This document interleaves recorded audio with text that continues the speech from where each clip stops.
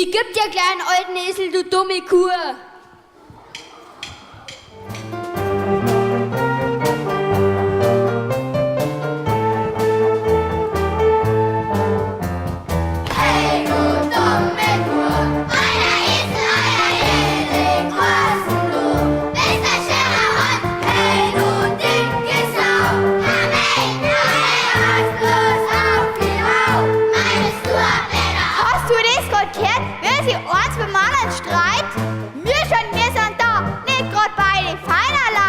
Die schreien und schimpfen miteinander, dass mir die Ohren grad wehtun. Wenn das so weitergeht, du lang, dann mengst du mit mir gar keinen. Hey, du dumme Kuh, einer Esel, was du?